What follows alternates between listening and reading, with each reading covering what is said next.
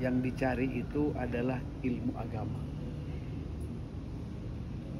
Kalau sayang kepada diri, sayang kepada keluarga, itu yang dicari itu ilmu agama. Abi tadi menyampaikan, may yuridillahu bi khairan yufaqihu fiddin. Kalau Allah akan membuat seseorang itu baik, maka yang dikasih paham itu agama. Ketika kita berada di dalam lingkungan pemahaman agama, namanya tapakuh agama, berarti kita punya ciri akan dijadikan baik oleh Allah Subhanahu wa ta'ala. Kalau ilmu dunia itu pasti robah-robah, pasti. Nggak ada yang paten, nggak ada. Di zaman Nabi ilmu kendaraan itu bagaimana caranya ngurus kuda dan unta. Kesini itu kita apa kendaraan kita?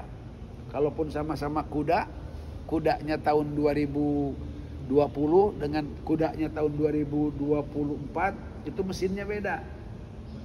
Kuda itu Mitsubishi ya? Beda Pak. Jadi kalau kita belajar sekarang ekonomi sekarang ini, nanti 10 tahun kemudian beda lagi teorinya. Begitu dunia itu begitu. Tapi kalau agama, di zaman Nabi kita ngajar sholat, belajar begini, sampai akhir zaman itu yang kita pelajari. Dan manfaatnya adalah dunia dan akhirat kita.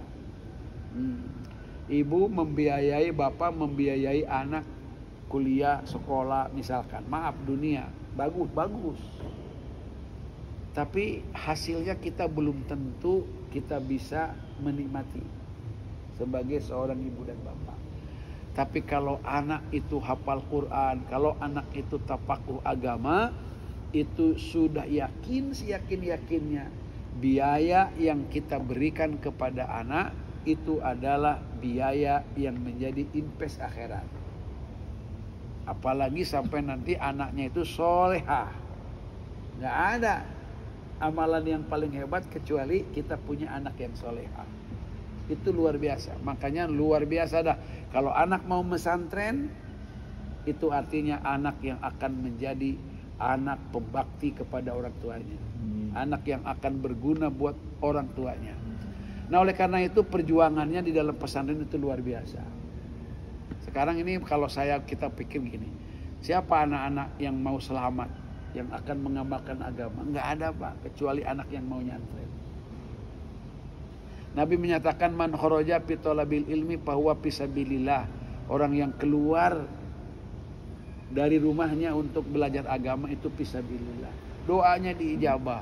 Bahkan nanti dia akan nasya'a ibadatillah. Badannya, tulangnya, dagingnya, darahnya tumbuh dalam ibadah kepada Allah Subhanahu wa ta'ala.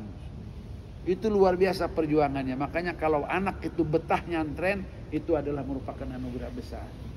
Cuman nanti nak ya, wasiat Abi, pesan Abi ini, pengalaman Abi punya anak 11 Pak. Santri banyak gitu kan. Beritanya ketika mesantren kadang-kadang dia hebat, sholatnya hebat, ngajinya, begitu pulang aja dikasih HP 2 hari aja udah oleng semuanya tuh.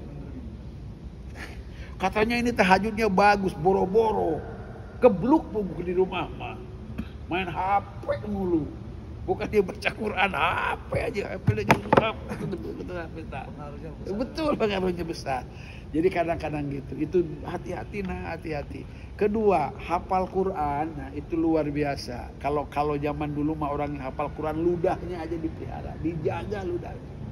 Sekarang ini khawatir orang hafal Quran itu justru akan membuat dia berdosa besar. Karena Qurannya nggak dijaga, dihafal terus dia ya, talaki dengan guru, bertadarus dengan guru, murojaah dengan guru. Begitu selesai aja nggak ada murojaahnya, tidak ada baca Qurannya, jadi lupa. Sedangkan dosa yang paling besar itu lupa kita, ya Allah. Berikutnya, nah kalau kalian ini, kamu ini kan menjadi orang pilihan, menjadi masturo, menjadi wanita yang dijaga, beda dengan wanita-wanita lain. Beda. Jangan sama dengan wanita lain.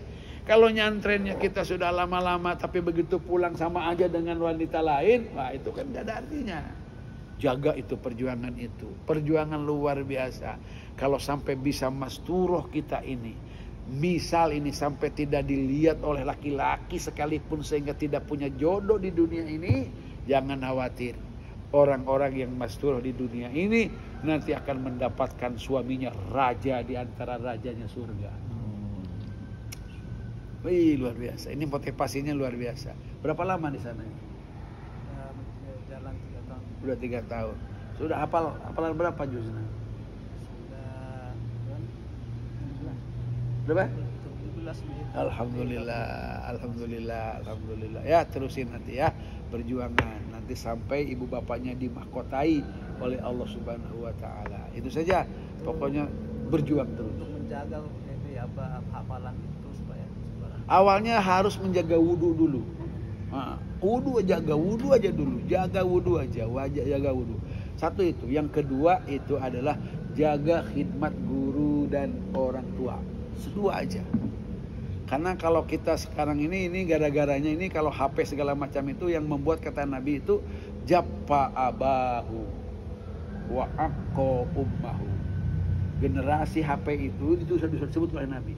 Itu bakal jauh dengan bapaknya, durhaka sama orang tua, ada sama ibunya, ngelawan sama ibunya itu. Gara-gara itu tuh. setan gepeng. Setan gepeng gitu. Sama bapak nggak mau deket. Padahal wanita itu sebaiknya lebih dekat sama bapaknya. Sukses deh Pak. Ya, kalau laki-laki dekatnya sama ibunya. Nah, nih deketin bapaknya. Nah, nanti khawatirnya generasi nanti itu sama bapak nggak mau dekat. Sama ibu ngelawan. Ini ciri-ciri generasi na'udzubillah ya Allah, na'udzubillah. Orang pesantrenan begitu, itu lebih apa namanya? Lebih gede dosanya daripada yang tidak nyantren. Habis sih pengen dawam wudu aja dulu. Dawam wudu aja. Pokoknya batal wudu lagi. Justru ada orang yang mau diperkosa aja dulu karena tidak mau batal wudunya. Maaf saya punya wudu. Yang merkosa aja nggak bisa. Coba, gara-gara dawam wudu. Dawam wudu itu luar biasa. Nggak bisa digoda oleh iblis. Kalau sudah rutin dawam wudunya. Pokoknya dawam wudu itu betul-betul. Pokoknya dawam wudu. Karena kan kebaca Quran kan dawam wudu. Gitu kan, dawam wudu aja. Itu contoh pesan Nabi. Dah salam sama ustaznya nanti ya.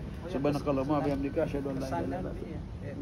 Saya punya punya kesan bahwa pesantren yang memberitakan atau yang menyuruh santrinya itu untuk berkunjung berstatus pada ulama ini sedang menjalankan sunnah-sunnah salaf ya.